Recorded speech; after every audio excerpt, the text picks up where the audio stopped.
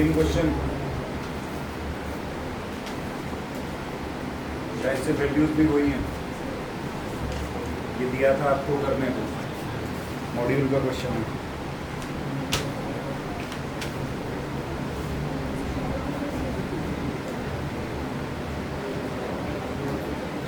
Section E का question number 31 का ए part out of syllabus है।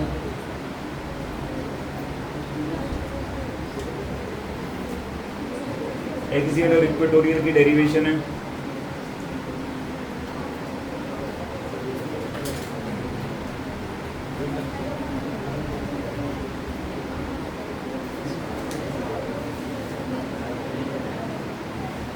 कॉम्बिनेशन ऑफ सेल्स, सोलेनॉइड तो लास्ट क्लास में ही पढ़ाया था, सोलेनॉइड भी आया हुआ है। एक केस स्टडी फ्लक्स में, which of the following material can be used to make a Faraday cage, plastic, glass, copper, wood. Copper. सब कुछ टॉपिक नहीं कराए हुए अभी, आगे आएंगे। हाँ, ये वही तो क्वेश्चन है, कॉम्बिनेशन ऑफ सीरीज पैरेलल हो गया ये। ड्रिफ्ट वेलोसिटी की डेरिवेशन है। क्वेश्चन नंबर 24 ही शायद होमवर्क दिया था लास्ट क्लास में, ये वाला।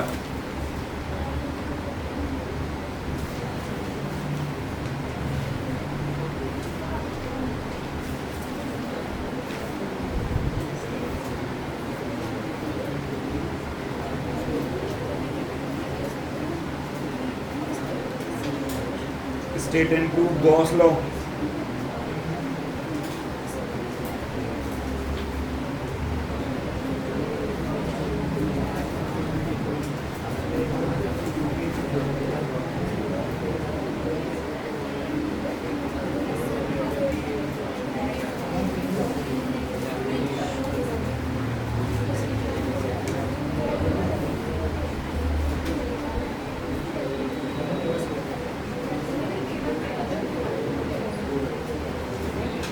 इजी है पेपर तो।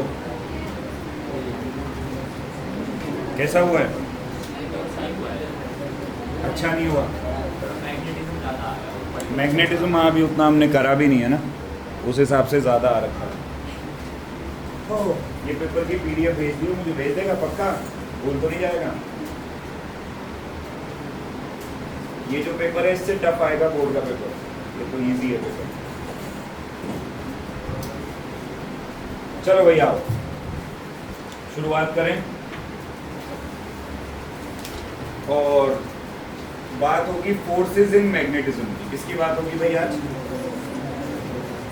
बच्चे के पेपर में सोलेनॉइड के ऊपर एक अच्छा सवाल पूछा गया है, मतलब केस स्टडी क्वेश्चन पूछा है, तो ये भेज देगा तो मैं तुम्हें ग्रुप में भेजता हूँ, उसको ट्राई करना। जैसे बहुत छोटे छोटे क्वेश्चन उन्होंने पूछ लिए कि सोलेनॉइड मैंने क्या बताया था तुमको लास्ट क्लास में, एक लोहे की फूंकनी ले लो सॉफ्ट आयरन की और उसमें क्या बांध दो, तो उन्होंने एक क्वेश्चन यही दे रखा है कि इसके ऊपर क्या बंधना चाहिए, कॉपर बंधना चाहिए। तो उन्होंने ऑप्शन दे दिए शायद से प्लास्टिक, ABC ऐसे करके ऑप्शन दे रखे हैं, उसमें क्या बनना चाहिए? कॉपर बनना चाहिए। ऐसे ये चीज़ तुम्हें समझनी पड़ेगी कि कॉन्सेप्ट जो पढ़ाया जा रहा है, कॉन्सेप्ट पे क्वेश्चन आएगा, एज इट इज क्वेश्चन उठ के आ जाए इस बात की कोई गारंटी नहीं है। अब तो बहुत रेयर है। हाँ, आज से अगर तुम 7-8 साल पहले के अगर स्टूडेंट होते तो मैं तुम्हें लिख के दे सकता था कि यही सवाल आएगा पेपर में और एज इट इज आएगा, इसको रट ले। लेकिन अब धीरे धीरे जब से नई एजुकेशन पॉलिसी आई है ना, तो वो रट्टे का जो सिस्टम है वो क्या हो गया? खत्म हो गया। तो कॉन्सेप्ट समझ, कॉन्सेप्ट के ऊपर क्वेश्चन आएगा, अब सीधा सीधा क्वेश्चन तो आएगा नहीं। खैर चलो अब, तो पिछली क्लास में हम लोग जो है, हम लोगों ने सोलेनॉइड पढ़ा भाई, हम लोगों ने टोरॉइड पढ़ा, हमने एम्पेयर सर्किटल लॉ पढ़ा है ना, बड़ी सारी चीज़ें हम लोगों ने पढ़ी। बेसिकली अगर तुम ध्यान से देखोगे तो सिवाय एक फॉर्मूले के जो हमने पढ़ा, फोर्स बराबर QVB साइन थीटा, उसके अलावा पूरे उस चैप्टर में हमने फोर्स की कहीं चर्चा नहीं की। हमने सिर्फ मैग्नेटिक फील्ड निकाला, या तो हमने बायोट-सेवर्ट लॉ से निकाला या हमने एम्पेयर सर्किटल लॉ से निकाला, लेकिन हमने सिर्फ क्या कैलकुलेट किया? मैग्नेटिक फील्ड कैलकुलेट किया। अच्छा, जैसा कि मैंने तुम्हें बताया था ये जो मैग्नेटिज्म वाला चैप्टर है, इसका जो उद्देश्य है बेसिकली वो एक तो मैग्नेटिक फील्ड कैलकुलेट करना है और दूसरा फोर्स। एक तो मैग्नेटिक फील्ड और दूसरा क्या, फोर्स, है ना। ये दो चीज कैलकुलेट करना है इसका जो है बेसिकली उद्देश्य है चैप्टर का। तो ये वाला जो चैप्टर है इसमें हम केवल और केवल क्या कैलकुलेट करेंगे, फोर्स। हम फोर्सेस की चर्चा करेंगे इस वाले चैप्टर के अंदर। और आज शुरुआत करेंगे एक बेसिक सी फोर्स से जिसको हम लोग बोलते हैं लॉरेंट्ज फोर्स। कौन सी फोर्स बोलते हैं, लॉरेंट्ज फोर्स। हेडिंग लिख लो, पहले डेफिनेशन लिखवाऊंगा फिर समझना। लॉरेंट्ज फोर्स, हेडिंग लिख ली, लिखो जरा क्या होती है ये फोर्स, लिखो। It is the force, it is the force, it is the force experienced by a charged particle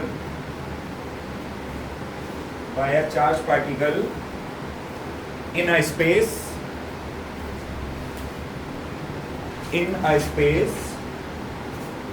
where both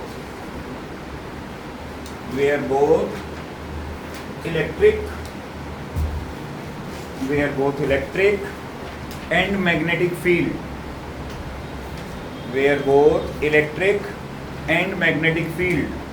exist,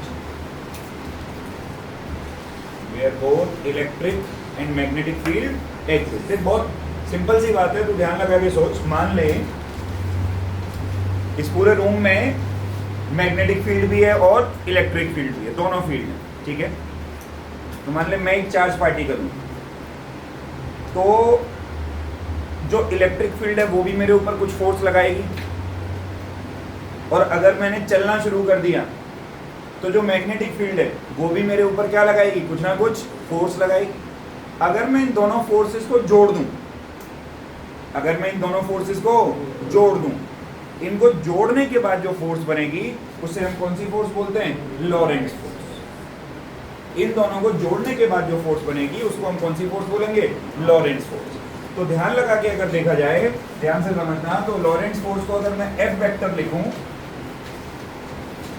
तो लॉरेंट्ज फोर्स जो होती है वो सम होती है इलेक्ट्रिक फोर्स का और कौन सी फोर्स का, मैग्नेटिक फोर्स का। लॉरेंट्ज फोर्स सम होती है किसका, इलेक्ट्रिक फोर्स का और मैग्नेटिक फोर्स का। अगर हम इलेक्ट्रिक फोर्स की बात करें तो इलेक्ट्रिक फोर्स का फॉर्मूला हम लोग जानते हैं होता है QE वेक्टर। वेक्टोरिकली अगर लिखें हम लोग तो इलेक्ट्रिक फोर्स का फॉर्मूला क्या होता है, QE वेक्टर। यार हाँ ना बोलो। और मैग्नेटिक फोर्स का फॉर्मूला हम लोग पिछले चैप्टर में पढ़े हैं, चार्ज के ऊपर क्या होता है, Q ब्रैकेट में V वेक्टर क्रॉस ऑफ। तो हम ये लिख सकते हैं कि F वेक्टर बराबर इसमें से Q क्या ले लें, कॉमन, तो अंदर क्या बच जाएगा, E vector plus V vector cross of. ये जो फॉर्मूला निकल करके आया भाई, this is basically the formula for Lorentz force. यही किसका फॉर्मूला है भाई, लॉरेंट्ज फोर्स का फॉर्मूला है कि F वेक्टर बराबर में Q कॉमन ब्रैकेट में E vector plus V vector cross of B vector. बात समझ में आई भाई, छोटी सी कहानी है, दोनों फोर्सेस का कॉम्बो, इसी को क्या कहा जाएगा, लॉरेंट्ज फोर्स। क्या कहा जाएगा, अच्छा सुन, अगर इसमें एग्जामिनर ये पूछ ले कि बता लॉरेंट्ज इलेक्ट्रिक फोर्स कितना लग रहा है, तो वो लग रहा है QE। अगर वो ये पूछ ले कि लॉरेंट्ज मैग्नेटिक फोर्स कितना लग रहा है, तो वो लग रहा है Q V vector cross B vector. अगर वो पूछ ले लॉरेंट्ज फोर्स कितना लग रहा है, तो वो लग रहा है Q ब्रैकेट में E vector plus B vector cross of B vector. उतार डाल फटाक से। टीचर मान भी जाते थे, मैं पतला ही था, इनको लगता था साला अब मरा तब मरा। आओ जरा, चलो बहुत इंपॉर्टेंट टॉपिक है आज में, इसी टॉपिक पे पूरी चर्चा की जाएगी, मतलब इस टॉपिक की बाल की खाल निकालेंगे हम लोग आज। हेडिंग लिख लो, motion of charge particle in magnetic field. Heading लिख लो, motion of charge particle in magnetic field, है ना। चार्ज पार्टिकल का हम लोग मोशन देखेंगे मैग्नेटिक फील्ड में। इससे पहले कि ना बेटा हम लोग मैग्नेटिक फील्ड की चर्चा करें, अच्छा एक कॉन्सेप्चुअल टॉपिक है तो इसको थोड़ा ध्यान से समझना, इस पर न्यूमेरिकल बहुत आता है। ये टॉपिक कंप्लीटली क्या है, कॉन्सेप्चुअल है, ठीक है, तो थोड़ा ध्यान से आओ। Motion of charge particle in magnetic field. इससे पहले हम लोग ना मैग्नेटिक फील्ड की बात करें बच्चे, हम लोग ना पहले इलेक्ट्रिक फील्ड की बात करते, तू सोता रहा क्या साले, तुम मरिए हैं आंख बंद कर फिर बात, ये तो मैंने पढ़ाना भी नहीं शुरू किया सही से। आओ जरा, सबसे पहले बात करेंगे इलेक्ट्रिक फील्ड। सबसे पहले किसकी बात करेंगे? देखो, मान लो पहले एक बात बताओ, डिटेल में समझाऊं या सीधा रिजल्ट बता दूं? तो अगर मैं डिटेल में समझाऊं तो अगर मैं पूछूंगा तो मुझे चाहिएगा भी डिटेल में, ये समझ लेना बात को, वापस भी तुम भी डिटेल में ही बताओगे। जैसे मान लो ये इलेक्ट्रिक फील्ड, इलेक्ट्रिक, अच्छा इस इलेक्ट्रिक फील्ड में कोई एक चार्ज पार्टिकल जिसपे चार्ज है Q, वो एंट्री मारता है बेटा,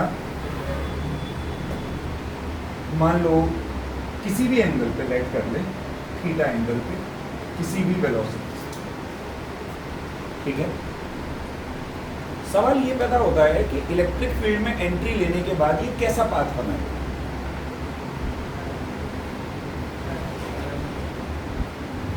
सवाल ये पैदा होता है कि इलेक्ट्रिक फील्ड में एंट्री लेने के बाद ये कैसा पाथ बनाएगा। इसका उत्तर ये है बेटा कि ये जो पाथ बनाएगा वो पैराबोला बनाएगा। कैसा पाथ बनाएगा? पैराबोला बनाएगा, ठीक है। अब इसमें चाहे एंगल कुछ भी क्यों ना हो, जो पाथ बनेगा वो हमेशा क्या बनेगा बेटा? पैराबोला। अच्छा जी, सवाल पैदा होता है कि क्यों पैराबोला? कुछ और भी तो बना सकता था, हाइपरबोला बना सकता था, एलिप्स बना सकता था, सर्कल बना सकता था, सब पैराबोला ही क्यों बना रहा है? पैराबोला इसलिए बना रहा है क्योंकि अगर हम इलेक्ट्रिक फील्ड में इसकी इक्वेशन ऑफ ट्रेजेक्ट्री निकालें, और इतना तो तुमको समझ में आया होगा कक्षा 11 से कि किसी भी पार्टिकल का अगर अपने को पाथ ट्रेस करना है तो हमको उसकी इक्वेशन ऑफ ट्रेजेक्ट्री चाहिए। अगर चलो तुम छोड़ो, इक्वेशन ऑफ ट्रेजेक्ट्री भी छोड़ो, मैं इसमें सेकंड इक्वेशन ऑफ मोशन लगाता हूँ। क्या लगाता हूँ इसमें? सेकंड इक्वेशन ऑफ मोशन अगर इसमें मैं लगाऊं तो मैं ये कह सकता हूँ बेटा कि s बराबर होना चाहिए ut प्लस हाफ at का स्क्वायर। अच्छा, इलेक्ट्रिक फील्ड में मैं एक्सेलरेशन जानता हूँ बराबर होता है q बाय m। ये अब तक तुमको मुझे उम्मीद है कि ये वाला फॉर्मूला क्या हो गया होगा, याद हो गया होगा कि इलेक्ट्रिक फील्ड में एक्सेलरेशन का फॉर्मूला क्या होता है? q by m। अगर मैं इस q बाय m की वैल्यू इसके अंदर सब्स्टिट्यूट कर दूं तो तुम ध्यान लगा के देखो, s बराबर ut plus half into Q by m into में t का स्क्वायर, इंटू में t का स्क्वायर। अब इसमें दो केस हो सकते हैं, देखो ध्यान से समझो। या तो u 0 हो जाए, भाई किसी वेलोसिटी से वो एंटर नहीं किया, तब भी ये पैराबोला की इक्वेशन है, हाफ के टी स्क्वायर। अरे यार ध्यान से देख, हाफ ये तो कांस्टेंट है एक्सेलरेशन पे, ये तो कांस्टेंट है एक्सेलरेशन, तब भी ये पैराबोला की इक्वेशन। और अगर u 0 नहीं होता तभी भी ये किसकी इक्वेशन है? पैराबोला की इक्वेशन। जो लोग मेरे पास क्लास 11th में पढ़ रहे थे उन लोगों को मैंने पैराबोला की पहचान भी बताई थी कि पैराबोला दो प्रकार का बनता है, एक पानी भरता हुआ पैराबोला, एक पानी धुलता हुआ पैराबोला। भरता हुआ पैराबोला ये होता है और पानी धुलता हुआ पैराबोला ये होता है। और मैंने इक्वेशन ऑफ ट्रेजेक्ट्री से पहचानना बताया था कि कब पानी भरता हुआ बनेगा, कब पानी धुलता हुआ बनेगा। अगर यहाँ प्लस आए तो ये पैराबोला बनेगा, पानी भरता हुआ, और अगर यहाँ बीच में माइनस आ जाए तो कौन सा पैराबोला बनेगा? पानी धुलता हुआ। अगर तुमको याद हो कक्षा 11 में प्रोजेक्टाइल मोशन, तो उसकी इक्वेशन ऑफ ट्रेजेक्ट्री बनी थी x tan theta minus gx square upon 2u square cos square theta. तो बीच में किसका साइन आया था? माइनस का। तो पैराबोला कैसा बना रहे थे? ये वाला, उल्टा, उल्टा कटोरा। बात समझ में आई? तो बनेगा पैराबोला, चाहे तो उल्टा कटोरा बने चाहे सीधा कटोरा बने। यार हाँ ना बोल। तो मैं इस इक्वेशन के आधार पे कह रहा हूँ कि अगर इलेक्ट्रिक फील्ड में चार्ज पार्टिकल घुसेगा, चाहे एंगल जो कोई भी हो, वो हमेशा पाथ कैसा बनाएगा? पैराबोला। हमेशा कैसा पाथ बनाएगा? पैराबोला। दूसरी बात, एक और बात ध्यान रखना है यहाँ से कि जो डिस्प्लेसमेंट है s तो डिस्प्लेसमेंट मेरे हिसाब से डायरेक्टली प्रोपोर्शनल आ रही है चार्ज अपॉन मास के। और केमिस्ट्री में तुमने इस रेशियो को पक्का पढ़ा होगा, E/m रेशियो। सुना है बट पढ़ा नहीं है। केमिस्ट्री वाले भी ना फुल बदमाशी करने लगे हैं आजकल, मैं ये देख रहा हूँ। जब से इन लोगों का सिलेबस घटा है ना, आधी चीज़ों को तो बिल्कुल बता ही नहीं रहे। डिस्प्लेसमेंट डायरेक्टली प्रोपोर्शनल होती है चार्ज अपॉन मास के रेशियो पे। तो मान ले एग्जामिनर अगर ये पूछ ले, अगर मैं इस कॉन्सेप्ट के ऊपर मान ले एक सवाल बनाऊं जो शायद एनसीईआरटी में भी है, मैं तुझे बना के देता हूँ, ध्यान से देखियो। क्वेश्चन ये दे रखा है एनसीईआरटी के अंदर, ऐसे ना इस तरफ तो पॉजिटिव प्लेट दे रखी है और इस तरफ दे रखी है बेटा नेगेटिव प्लेट, और 3 दिए हैं चार्ज पार्टिकल 1, 2 और 3। 3 जा रहा है ऐसे, 2 जा रहा है ऐसे, 1 जा रहा है ऐसे। 2 क्वेश्चन पूछे हैं, 2 पार्ट है इस क्वेश्चन के। पहला पार्ट उसने पूछ रहा है कि चार्जेस के साइन बताओ, जो कि इजी है। जो 1 प्लस की तरफ जा रहा है तो 1 तो नेगेटिव हुआ, और जो 2 और 3 नेगेटिव की तरफ जा रहे हैं वो दोनों पॉजिटिव हुए। दूसरे पार्ट में पूछा बता किस पार्टिकल का चार्ज अपॉन मास रेशियो ज्यादा है। दूसरा पार्ट जो पूछा वो क्या पूछा, E/m किसका ज्यादा है। तो देख E/m डायरेक्टली प्रोपोर्शनल है डिस्प्लेसमेंट के। तुझे बस ये देखना है कि इन तीनों में से डेविएट कौन ज्यादा हो रहा है। सबसे ज्यादा यहाँ पे कौन डेविएट हो रहा है, थर्ड। तो चार्ज अपॉन मास रेशियो सबसे ज्यादा किसका है, थर्ड। बात समझ में आई, चार्ज अपॉन मास रेशियो सबसे ज्यादा किसका होगा, थर्ड। डेविएशन डायरेक्टली प्रोपोर्शनल है किसके, चार्ज अपॉन मास रेशियो। बात समझ में आई भाई। तो सबसे पहली बात तो चलो ये हो गया कि भाई इलेक्ट्रिक फील्ड में अपने को ये पता चल गया। अब तुम इस बात को मरते दम तक नहीं भूलोगे कि इलेक्ट्रिक फील्ड में अगर चार्ज पार्टिकल आएगा तो वो रास्ता कैसा बनाएगा, पैराबोला। वो कैसा रास्ता बनाएगा भाई, पैराबोला। अब हम यहाँ से बढ़ते हैं आगे, इस पे डाल देते हैं निशान, मतलब बाउंड्री, क्योंकि हमको तीनों केस यहीं पढ़ने हैं, तभी सही से समझ में आएगा। अगर अब हम सेकंड केस पे बढ़ते हैं आगे। अब हम क्या काम करते हैं भाई, इलेक्ट्रिक फील्ड की जगह अब हम कंसीडर कर लेते हैं मैग्नेटिक फील्ड। अभी मैं केवल तुम्हें समझाने के लिए बना रहा हूँ, हालांकि मैग्नेटिक फील्ड ऐसे बनता नहीं है, पेपर के प्लेन में कभी भी नहीं बनेगा, या तो अंदर होगा या बाहर होगा। जब एग्जैक्टली जब हम आएंगे तो उस पर आ जाएंगे। अभी तो मैं केवल तुम लोगों को बेसिकली जो है ना समझाने के लिए चर्चा कर रहे हैं, है ना। तो जैसे ये हमारा मैग्नेटिक फील्ड हो गया। अब मान लो सपोज करो इस मैग्नेटिक फील्ड में कोई फिर से एक चार्ज पार्टिकल आता है और इसमें एंट्री मारता है v वेलोसिटी से थीटा एंगल, है ना। v वेलोसिटी से कितने एंगल पे, उस पे एंट्री उसने मार चार्ज, ठीक है जी। मैग्नेटिक फील्ड कौन से फील्ड में, अब कैसा पाथ बनाएगा बेटा यहाँ ये,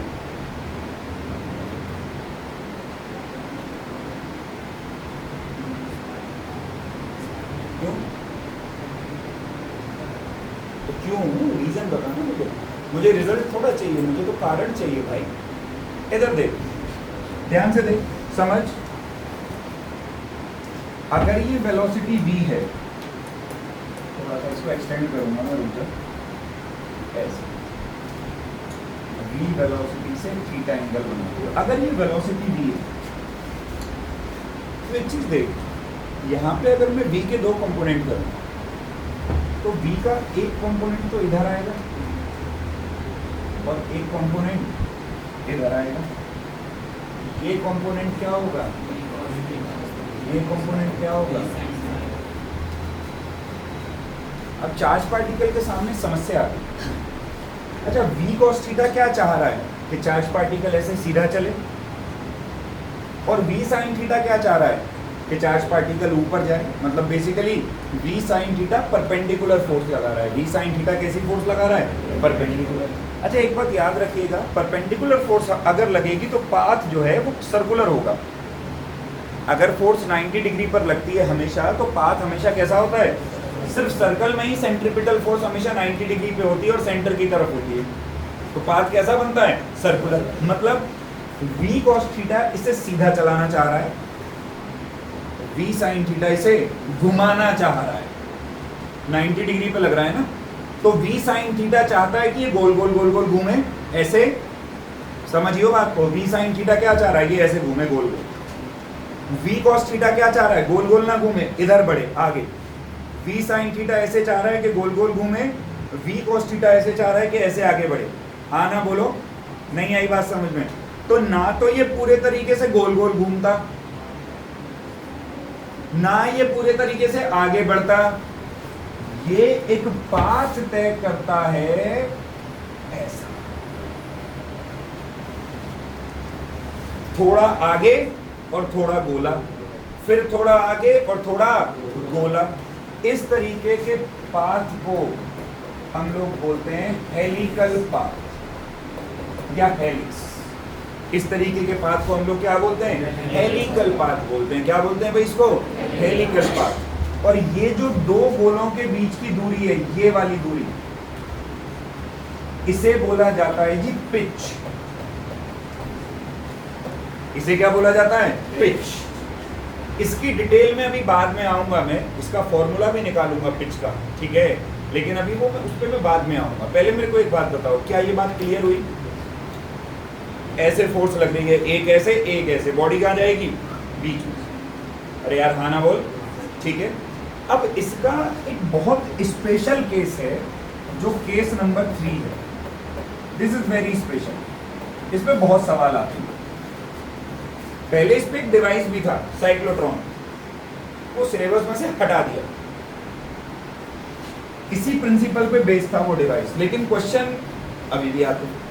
तो समझ लो, मान लो, और कॉमन सेंस लगाना जरा, मान लो ये वापस से मैग्नेटिक फील्ड है। अब इसमें फिर से चार्ज पार्टिकल आया, क्यों? अब की बार ऐसे एंट्री मारा कि एंगल 90 डिग्री है। एंगल कितना डिग्री है? एंगल कितना डिग्री है? अब एक बात बता, अगर ये एंगल 90 डिग्री हो जाए तो मुझे लगता है ये वाला कंपोनेंट तो जीरो हो जाएगा, क्योंकि v cos 90 क्या होता है? जीरो। सिर्फ एक ही कंपोनेंट बचा, और वो कौन सा बचा? v sin theta. और ये कंपोनेंट परपेंडिकुलर है हमेशा, और मैंने बोला ये कंपोनेंट अगर परपेंडिकुलर है तो कैसी मोशन कराएगा? Circular motion. कैसी मोशन? मतलब अगर 90 डिग्री पे ये घुसेगा तो ये घुसते ही क्या बनाना शुरू कर देगा? गोला। क्या बनाना शुरू कर देगा? अच्छा, मैं एक जनरल डायरेक्शन ले जाऊं, गोला किधर बनेगा, कैसे बनेगा, गोले की रेडियस क्या होगी, सब निकालेंगे अभी। लेकिन अभी सिर्फ क्वालिटेटिवली समझ रहे हैं कि अगर 90 डिग्री पे आ जाए तो रास्ता कैसा बनेगा भैया? सर्कुलर। 90 डिग्री पे आ जाएगा तो रास्ता कैसा बनेगा? और अगर 90 के अलावा किसी एंगल पे जाएगा तो हेलिकल, मैग्नेटिक फील्ड में। और अगर पैराबोला बना रहा है तो फील्ड कैसा है? हेलिकल बना रहा है तो फील्ड कैसा है? और अगर 90 डिग्री पे जाने पे गोल गोल गोल गोल घूमने लगा तो भी मैग्नेटिक फील्ड कैसा है? ओ सॉरी, तो भी फील्ड कैसा है? मैग्नेटिक। बात समझ में आई? पक्का ये पहचान याद रहेगी। तीनों केस लिखो, इनके फॉर्मूले में निकालता हूं अभी आके। अगर ये भूल गया तो फिर गड़बड़ हो जाएगी, फिर प्रोग्राम समान। चलो देखो आओ, तो अब 3 केस हम लोगों ने पढ़े बेसिकली ना, तीनों केस अपने को मालूम है। इलेक्ट्रिक फील्ड होगा तो पैराबोला बनाएगा, एंगल चाहे कुछ भी हो। मैग्नेटिक फील्ड होगा, थीटा एंगल पे आएगा तो हेलिक्स बनाएगा, और 90 डिग्री पे आएगा तो सर्कुलर बनाएगा। अब जरा इस सर्कुलर मोशन को पकड़ के निकालते हैं। आओ जरा, सर्कुलर मोशन। अच्छा, अब एक चीज समझो, अगर कोई भी बॉडी बेटा सर्कुलर मोशन कर रही है तो एक बात तो बिल्कुल तय है कि सर्कुलर मोशन तभी हो सकती है जब उस पर कौन सी फोर्स लग रही हो? Centripetal force. अच्छा, जब हम क्लास 11th में थे तो हमने बहुत अच्छे से जाना था कि सेंट्रीपिटल फोर्स कोई नई फोर्स नहीं होती है। पहले से जो फोर्स मौजूद हो वही किसका काम करना शुरू कर देती है? सेंट्रीपिटल का। अच्छा, जब पार्टिकल तुम्हारा मैग्नेटिक फील्ड में घूम रहा है तो कौन सी फोर्स अवेलेबल है? Magnetic force. यानी कि मैग्नेटिक फोर्स ही कौन सी फोर्स का काम करेगी? सेंट्रीपिटल फोर्स का। इसलिए सेंट्रीपिटल फोर्स को हम लोग यहाँ पे किसके बराबर रखेंगे? देखो, ये कॉन्सेप्ट हो सकता है तुम लोगों का वीक हो, लेकिन मैं तुम्हें एक बात बता देता हूँ, तुमने कभी भी सेंट्रीपिटल फोर्स को ना अकेले नहीं निकाला होगा। अगर तुमको थोड़ा बहुत भी 11th याद है तो तुमने कभी सेंट्रीपिटल फोर्स को ग्रेविटेशनल फोर्स के बराबर किया होगा। तुमने कभी सेंट्रीपिटल फोर्स को फ्रिक्शन के बराबर किया होगा, ये हमेशा इक्वेट करके ही निकलती है। क्यों निकलती है? क्योंकि ये कोई अलग से फोर्स है ही नहीं, जो फोर्स ऑलरेडी होती है वही सेंट्रीपिटल का काम करना शुरू करती है, उसी की वजह से बॉडीज घूमती हैं, इसलिए हम हमेशा इसको इक्वल करते हैं। और यहाँ पे सेंट्रीपिटल फोर्स किसके बराबर होगी? मैग्नेटिक फोर्स के। अच्छा, सेंट्रीपिटल फोर्स का फॉर्मूला क्या होता है? mv² बाय, और मैग्नेटिक फोर्स का फॉर्मूला QVB साइन थीटा। इस केस में साइन कितना डिग्री होगा? तो तुम ध्यान लगाओ, V से V तो क्या बचा? mv/r बराबर QB, या V का फॉर्मूला बेटा क्या आ गया? QBr/m। ये तो आ गया वेलोसिटी का फॉर्मूला। किसका फॉर्मूला? किस वेलोसिटी से घूमेगा मैग्नेटिक फील्ड में। अगर यहीं से तुमको निकालना हो कि जो सर्कल बन रहा है उसकी रेडियस क्या है, तो उसकी रेडियस का फॉर्मूला आएगा बेटा mv/bq। mv/bq लिख दो या mv/qb लिख दो, एक ही बात है। ये किसका रेडियस आ गया?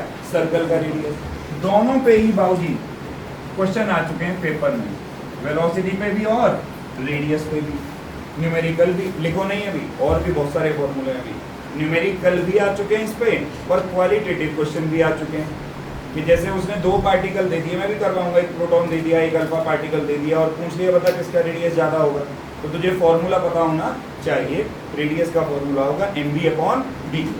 दूसरी बात, अगर मान ले मैं इस्तेमाल करूं डिस्टेंस बराबर स्पीड इनटू में टाइम,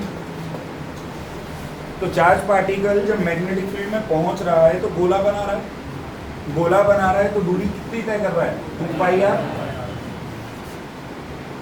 स्पीड का फॉर्मूला क्या है? देख तूने अभी अभी निकाला, QBr/ इनटू में टाइम थी, r ने r को मारा, टाइम का फॉर्मूला क्या आ गया? 2πm/bq।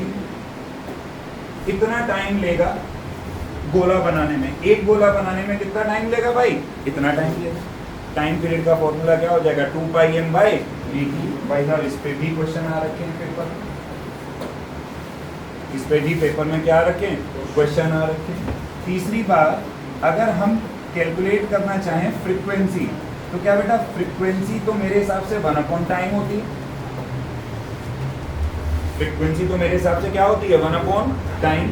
तो फ्रीक्वेंसी को अगर मैं लिख दूं न्यू, तो 1/टाइम का मतलब क्या हो जाएगा बेटा? BQ/में 2πm। ये भी फ्रीक्वेंसी का फॉर्मूला आ गया। इस पर भी न्यूमेरिकल आ चुके। फ्रीक्वेंसी का फॉर्मूला BQ/में 2πm। बिल्कुल इसी तरीके से मान लो अगर हम एंगुलर फ्रीक्वेंसी निकालना चाहें, या इसको कई बार हम लोग एंगुलर वेलोसिटी भी बोलते हैं बेटा, 11th में पढ़ा होगा ओमेगा। ओमेगा का फॉर्मूला क्या होता है बेटे? 2π न्यू। अगर मैं न्यू का फॉर्मूला वहां से उठा के यहाँ पुट कर दूं, तो 2π इंटू BQ/2πm। 2π से 2π फिर मर गया, तो ओमेगा का फॉर्मूला क्या आ गया बेटा? BQ/m। इस पर भी पेपर में क्या आ चुके हैं बेटा? न्यूमेरिकल। इस पे भी पेपर में क्या आ चुके हैं? न्यूमेरिकल। बात कुछ समझ में आई? मुझे लगा नहीं तुम्हें आया। एक फॉर्मूला इंपॉर्टेंट है, अगर ये निकाल लिया तो तुझे बाकी के सारे फॉर्मूले निकल जाएंगे। मैं चाहता तुझे डायरेक्ट फॉर्मूले लिखवा सकता था, इनकी डेरिवेशन मुझे लिखवाने की कोई ज़रूरत नहीं थी, लेकिन मैंने डेरिवेशन इसलिए कराई क्योंकि फॉर्मूला आदमी हमेशा रटता है और रट्टा भूल जाता है। इन केस अगर किसी चीज़ का फॉर्मूला भूल जाए तो इस मेथड से तू फॉर्मूले को क्या कर सकता है भाई? कैलकुलेट कर सकता है। मुझे लगता है इसमें कोई समस्या वाली बात नहीं। अब सुन जरा, अगर ये चीज़ तुझे क्लियर है तो अब जरा मैं इस केस पे आना चाहूँगा वापस से। मैं इस केस पे आना चाहूँगा वापस से। अगर वैसे तो पूछेगा नहीं, वैसे तो नहीं पूछेगा, लेकिन तेरी किस्मत पे अगर काले कुत्ते रो ही रहे हैं, जो रो सकते हैं, it is very easy nowadays, कभी भी काला कुत्ता रो जाए किस्मत, तो वो ये पूछ लेगा कि हेलिकल पाथ में जो ये गोला बन रहा है इसकी रेडियस कितनी होगी। हेलिकल पाथ में भी तो गोला बन रहा है ना, एक छोटा सा, इस गोले की रेडियस कितनी होगी, ये पूछ लेगा। अब ध्यान से देख, अगली स्लाइड में तेरे पास रेडियस का फॉर्मूला लिखा हुआ है mv/bq। क्या लिखा हुआ है? mv/bq। समझ ध्यान से, इसको गोले में कौन घुमा रहा है, v cos थीटा कि v sin थीटा? तो रेडियस का फॉर्मूला होगा mv sin theta upon v। समझ आया कैसे निकाला? गोले में कौन घुमा रहा है इसको, v cos थीटा कि v sin theta? v cos theta तो चला रहा है ना, v cos थीटा तो क्या कर रहा है, आगे चला रहा है, घुमा कौन रहा है, v sin थीटा। रेडियस का फॉर्मूला हमने निकाला था mv अपॉन v क्यू, तो v की जगह क्या लग जाएगा, v sin थीटा। क्या लग जाएगा, v। मान ले एग्जामिनर ये पूछने लग जाए तुझसे कि एक काम और कर भाई, चल मुझे पिच निकाल के दिखा। क्या निकाल के दिखा, पिच। पिच, अरे क्या पिच क्या एक्स एक्सिस की दूरी है क्या? डिस्टेंस का फॉर्मूला होता है स्पीड इनटू में। अब एक बात बता, इसको सीधा चला कौन रहा है, कौन चला रहा है ना? तो पिच जब आएगा तो स्पीड की जगह क्या रखा जाएगा, और एक गोला बनाने में टाइम कितना लग रहा है, mv sin थीटा बाय, ये किसका फॉर्मूला आ गया, पिच। अबे यहां से यहां तक जो समय लगेगा वो उतना ही तो समय लगेगा जो एक गोला बनाने में से लगा, और गोला बनाने में कितना समय लगा, mv sin theta by dq। तो पिच का फॉर्मूला क्या हो जाएगा, v cos theta into mv sin theta by dq। मुझे लगा नहीं तुम्हें आया। ओ अरे खोपड़िया हिल गया हमरा। टाइम का फॉर्मूला 2 पाई m बाय, वही तो मैं कहूँ, एक गोला बनाने में तो उतना ही टाइम लगेगा ना जो हमने पीछे निकाला। क्या निकाला था, 2 पाई m बाय dq। तो पिच का फॉर्मूला क्या हो जाएगा, v cos थीटा इंटू में 2 पाई m बाय dq। बात समझ में आई भाई? पक्का सारे फॉर्मूले उतार डाल, पहले आगे यहां से शुरू करियो।